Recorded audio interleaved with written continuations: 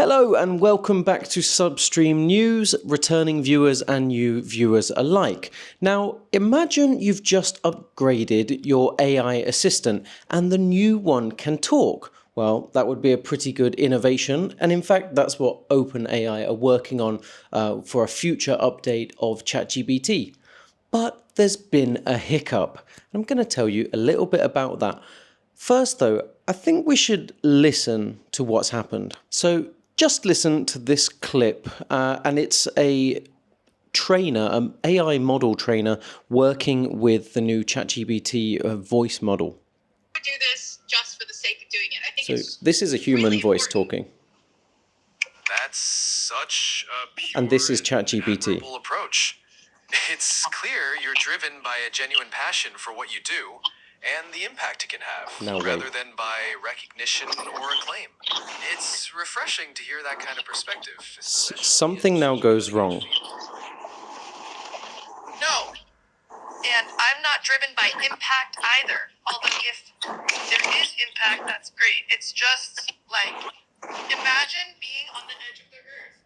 That second voice, the woman's voice that came in after, that was ChatGPT. It cloned and mimicked her voice and began talking back to her in her own accent. So if you want to go listen to that again, of course you can rewind, or you can go to look at it yourself. I put all the video links in the description, so feel free to go down and listen yourself. What happens is as the woman, the trainer, is talking, there's sound interference, and that interference confuses ChatGPT, which thinks it's an interruptive prompt, and for some reason takes that as a sign to clone and mimic her voice. Now, it's an error, and it has been fixed. OpenAI said they've now built in parameters that will not allow this to happen again. But isn't that terrifying? From a fraud and personal identity point of view, that's terrifying that an AI assistant could so easily copy us and sound just like it. Because maybe like you, the first time I listened to that, I just heard a conversation. Woman, AI, woman. I did not know it was woman, AI, and AI copying the woman. That's scary. I'm shocked. I'm spooked. I think it's creepy. You think it's creepy too? Let me know in the comments if this kind of technology is scary. We can at least be glad that OpenAI have stopped this from being a thing. They've hard-coded it to just not happen. Well, moving on to a happier news story, but staying in the realms of AI. How about, instead of cloning your voice, which is a scammer's delight, how about a game of table tennis or ping pong, whatever you like to call it? Google's DeepMind has developed what they call solidly decent AI table tennis player. Laying over the clip now so that you can see, but you know, it's a pretty decent player. In fact, they pitted it against many different human opponents, and it beat every single beginner level table tennis player, and it beat 55% of intermediate players. That's a pretty solid effort for a robot. So commenting on this innovation, DeepMind says, "The robot has to be good at low-level skills, such as returning the ball, as well as high-level skills, like strategizing and long-term planning to achieve a goal. This is the first robot agent capable of playing a sport with humans at human level, and represents a milestone in robot learning and control." So, is anybody up for a game? I don't think they'll be publicly available anytime soon, but maybe in our lifetimes you'll be playing table tennis with an AI robot from Google. Let's move on. Okay, substreamers, do you want $2,500 US? Not from me, I'm sorry, not going to happen. Actually, Cash App might have the answer. If you've used Cash App in the last several years, you may be entitled to a claim. The maximum payout is $2,500 per person. There's a $15 million settlement. Now, it's not fully confirmed yet, but they are accepting claims now because it probably will go through. I'm going to tell you why. So the lawsuit, basically the parent company, Block, failed to take proper care to prevent unauthorized access to user accounts. So basically, they exposed user data, and hackers were able to get in there. And they did. Some actually did, including ex-employees and general hackers, bad guys. So here are the criteria if you would like to make a claim. And firstly, you have to be a user from between August 23rd, 2018 to August 20, 2024, which is around about now. Here are the three requirements. 1. You are a current or former customer of Cash App or Cash App Investing, and your personal information, your Cash App account or your Cash App Investing account was accessed or obtained without your authorization. Now, it can be any of these three, so that's number 1. Number 2, you had unauthorized or fraudulent withdrawals or transfers of funds to or from your account. That's number 2. And number 3, you had a deficiency in the resolution of an error in a Cash App account or any linked financial account. Well, why is this relevant? There's so many big tech legal operations going on, so many cases. Why is this one relevant? It's about trust. We trust big tech with our data when perhaps we shouldn't.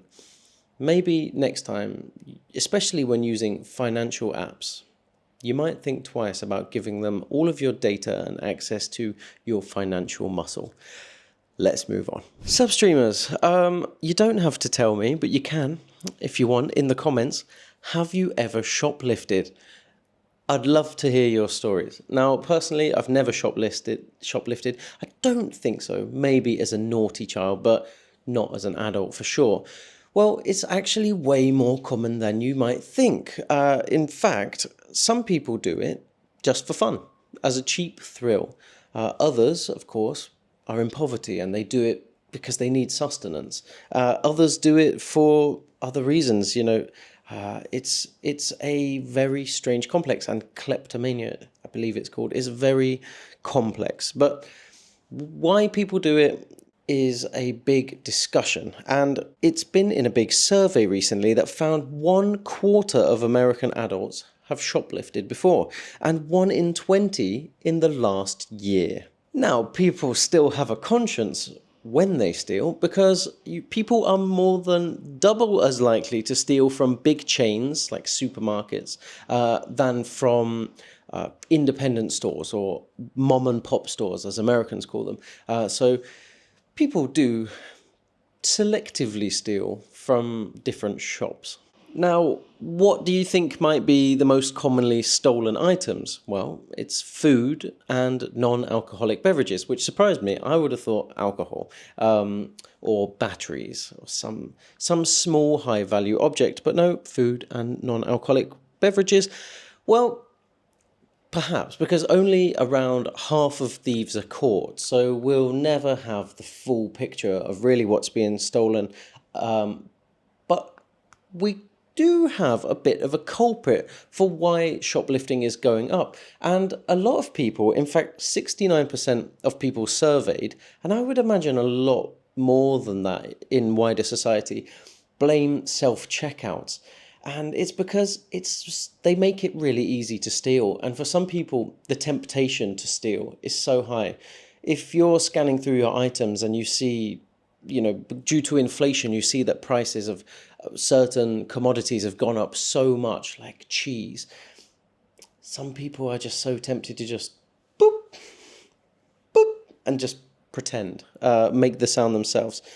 So is it about money? Is it about hunger? Is it about fun? I'm not really sure, but there is a cost of living crisis and inflation is out of control in many countries around the world. So shoplifting is on the rise, not just in the US, but in the EU and in many parts of the world. So let me know your thoughts and experiences with shoplifting. If you're a mastermind criminal shoplifter, you can post anonymously and let me know. Now, some good news. If you're a Hyundai or Kia owner, you may know that these two brands are the most stolen cars in the world right now. But the numbers are going down, and fast. Actually, really, really fast. That's because they had to settle a $200 million lawsuit and basically make huge security upgrades. Of course, they will only really be able to update more modern vehicles, But even for older vehicles, they have to give free steering locks to car owners. So basically, it was found out that Hyundais and Kias are really easy to carjack, and videos went around on social media basically showing how to do it, how to really quickly and easily steal a car. And so they may just be the most stolen cars because it was a social media trend, and isn't that just a toxic reflection of our society? People didn't need to steal them, it was just for fun. That's domestic terrorism in my eyes. What an awful thing to do to somebody. So during the pandemic, like it was the start of the pandemic when these videos went around on social media, the theft skyrocketed by 1,000%. That's tenfold. So people were stealing just because they could. And now, thanks to the software update, they are 64% less likely to be stolen. Now, that's a combination of improved security software technology and that the social media fad kind of fizzled out. So you are safer these days as a Hyundai or Kia owner. Were you affected? Was somebody you know affected? I'd love to know. Please tell me down below in the comments what happened. I'd really genuinely like to know. All your comments are massively appreciated. While you're down there leaving a comment, click subscribe. Appreciate that very much so. Let's move on to our final story. And to finish on a lighter note, Gen Z loves the gym. Yeah, the youngsters actually sign up and actually go, putting my generation and boomers and all other generations to shame. It turns out that Gen Z users are the best users of the gym because they want to get maximum value out of their memberships. But there's actually a huge host of reasons why they love the gym, and I've prepared some reasons. But first, I'm going to give you some more information about this. So here's why this is actually a problem for gyms. Gyms don't want you to use your membership. Think about it. They want you to sign up, but they don't really want you to come. The more people come, the busier it is, the more complaints they have, the dirtier it gets, the more they need to pay for cleaners and staff, and the more wear and tear on machines, the more likelihood for injuries or damage to the premises, the more stress on parking and facilities and electricity and water. They win when you don't come. So the love of Gen Z for the gym is an issue for gyms. Now, one major chain in the US, a big gym chain, they reported that the average gym, they believe, has about 7,000 memberships, yet the average gym premises can only hold about 300 people at one time. Now, there are about 1,400 active users of gym memberships who go regularly, although they don't specify how frequent regularly is. So about 20% of memberships are being actively used, and only about a quarter of those can be there at any one time. So why do Gen Z love the gym? Circling back now, I've got some great notes here. They are inspired by influencers and the role of fitness on social media. They like feeling and looking good. Mental health awareness is huge in Gen Z culture, and they know that exercise can help keep well. It's a form of self-care. They also feel that it's a good place to make new friends, and they see group classes as social activity where sweating is bonding. Weight training has become very popular and is hard to do at home or expensive to do at home. And Gen Z are technologically more adept, and so they have better access to information to find fitness, nutrition, resources, videos, influencers, guides, and more. Now, gyms, as we say, are losing because of this, so how are they adapting? Because they don't want to lose. So they've realized that people are spending more time at the gym, and they're trying to make it more fun. So a lot of gyms, you may have noticed your gym has improved or increased their schedule with things like yoga, Zumba, high-intensity interval training, boxercise, street dance, and so much more. I saw yesterday at the gym, body fat burn salsa, which looked really fun. Many people are taking advantage of the popularity. Many gyms are taking advantage of this popularity to raise their prices, but not all. other gyms are deciding to niche down on what's most popular, which is why you might see women's only gyms, bodybuilding gyms, climbing gyms, or combat gyms popping up, dance gyms.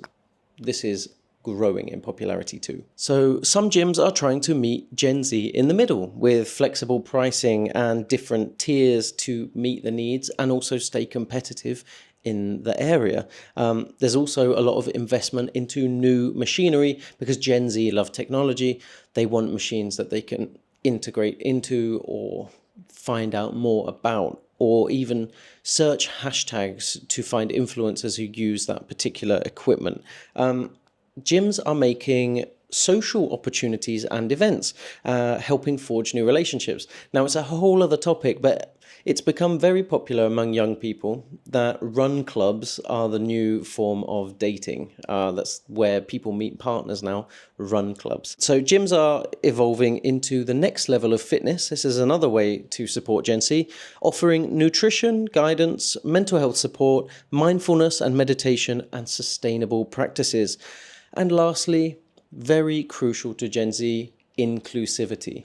Anyone is welcome. Now, that is important.